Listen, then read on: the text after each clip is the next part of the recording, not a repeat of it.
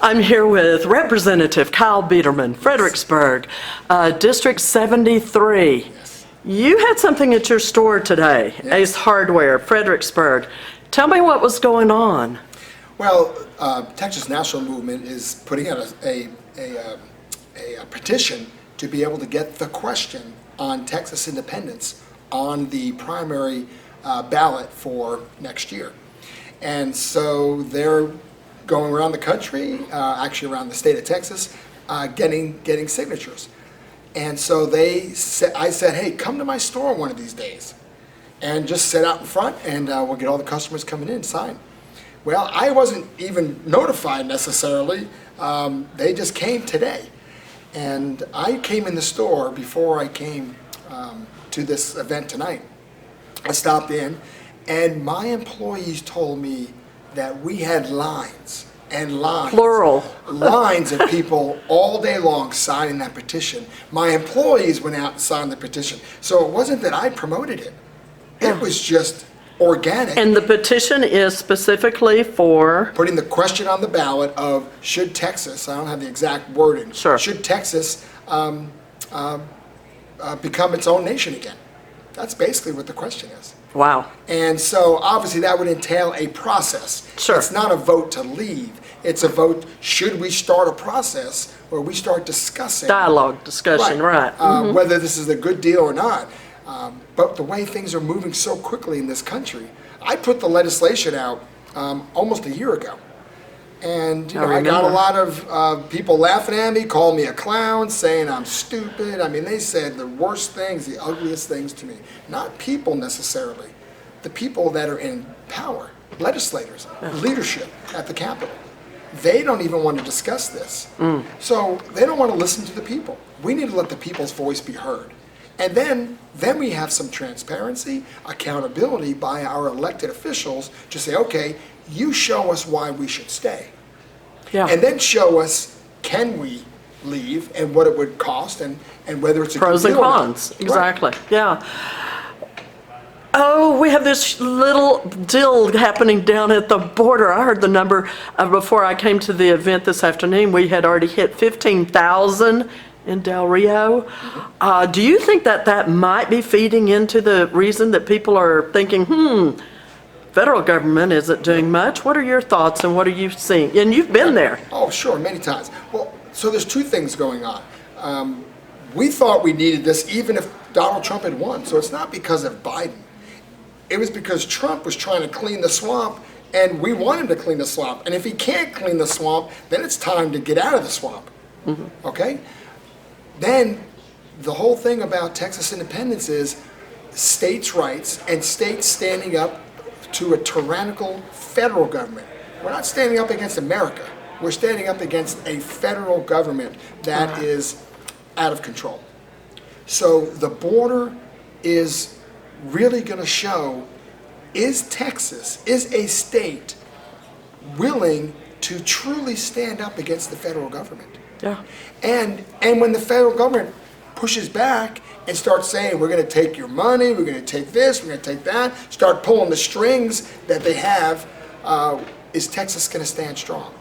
Now, the people want to stand strong. They've been complaining and saying, we need to stand strong. Yeah. It's our leadership that doesn't want to or is afraid to. So they need to listen to the people. They need to follow through what they're saying. Obviously, Governor Abbott is saying, we're going to get strong on the border, and he has been, but is he going to follow through? Yeah, and we all know he's only doing it because he's got a challenge. And if he hadn't had a challenge, we wouldn't have any of this happening. But praise God that he's placed this timing of an election and our governor feeling threatened, and what's happening at the border, we stand up against the federal government, then the rest of the country will see that it can be done, it should be done, and let it happen. Let's bring it home.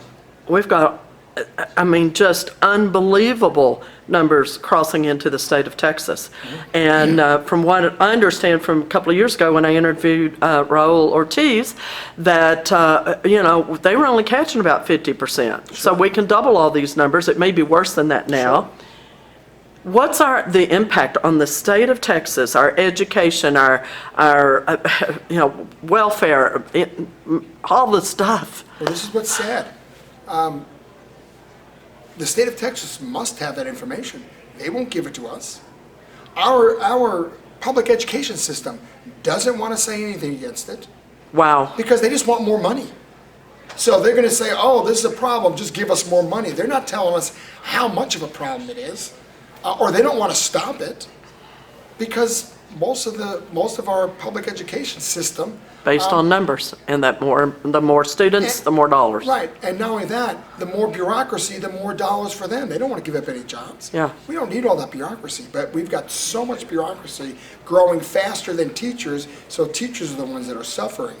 But But we're we having, need to have the discussion about what is the cost to Texas. Yeah. So what happens is we have elected officials on the border, whether they're state or whether they're local, in denial about what's happening because they want the issue for their elections.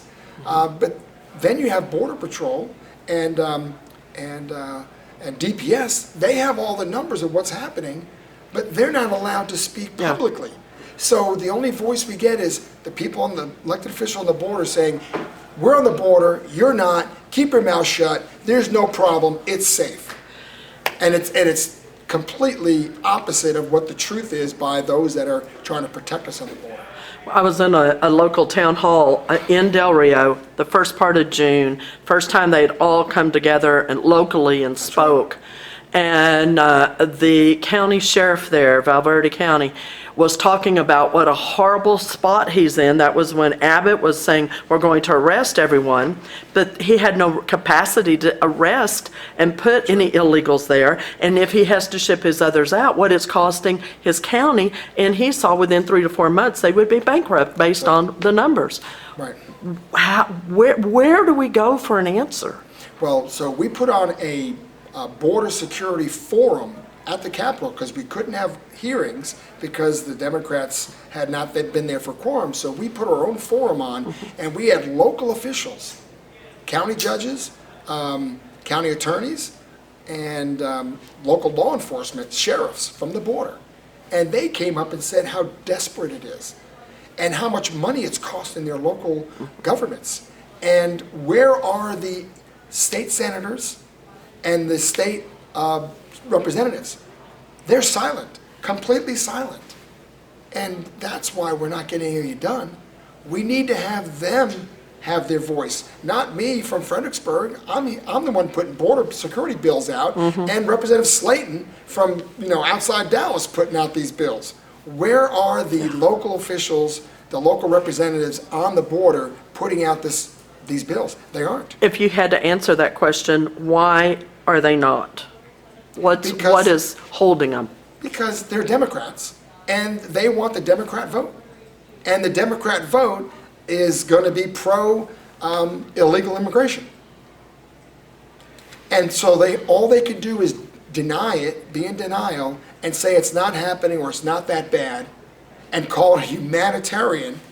And yet we can't get the information from DPS and Border Patrol made public in our hearings and so forth. Well, actually, they're in our hearings. They give us the information, but they're not on the House floor. And so they basically lie. What the local officials are saying is completely opposite of what Border Patrol and DPS is saying. Yeah. But nobody calls them on it because of the liberal press. How do we break through? Any thoughts? What the citizens need to do? Because we're at that point where we got to do something now. It's now or never. Right. Do or die, literally. Well, we're actually doing some things, finally. We're actually doing some things.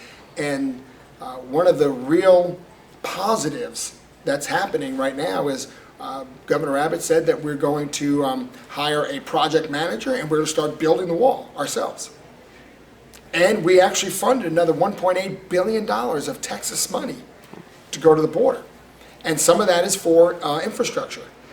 That process is actually being fulfilled. That project manager was just appointed and hired to take the place of the Army Corps of Engineers, who was federal. Oh, So now state Okay. is going to start doing these things, and the federal government's, of course, that's what you're saying, the Biden administration is coming against the state of Texas. Is the state of Texas going to stand strong Yeah. and stay strong? Because they've gone this far, and the people are not going to let them not do it, let them stop. So we're in a good position right now. are you feeling the intensity from the citizens of Texas to, that things have got to be stopped, it's got to be set right? Well, this is my third session, so that's 6 years. I had a border bill my first year, 6 years ago. I felt it 6 years ago. My family lives on the border, on the Rio Grande. They're the only ones on this end of the street. There's no other people right there on the river.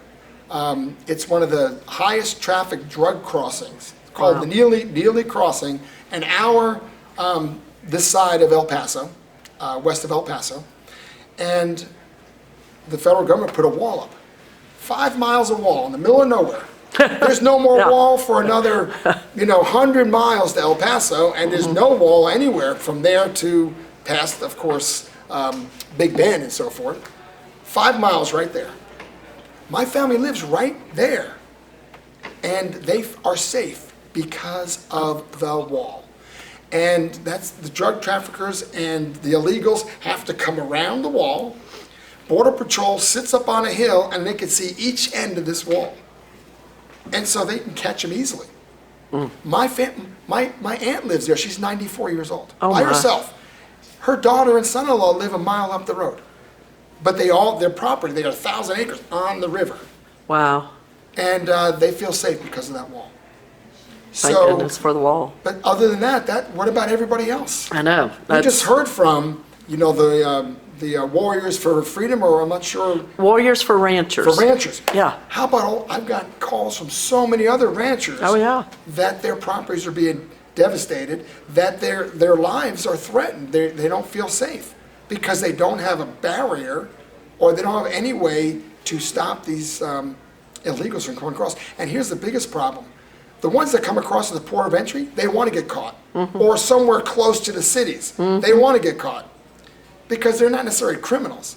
Nope. They want to get caught, they just want to get in here for free, and then get free services. Yep. The ones that are crossing not near these crossings and not near the cities, those are the criminals. Right. That's where the drugs, that's where everything else is coming. And the And those others the are ones the we're not- distraction. And they're not the ones we're catching. No, not at all. Not at all. So that's what's happening. It's been so bad for so long, we just never had leadership in Texas.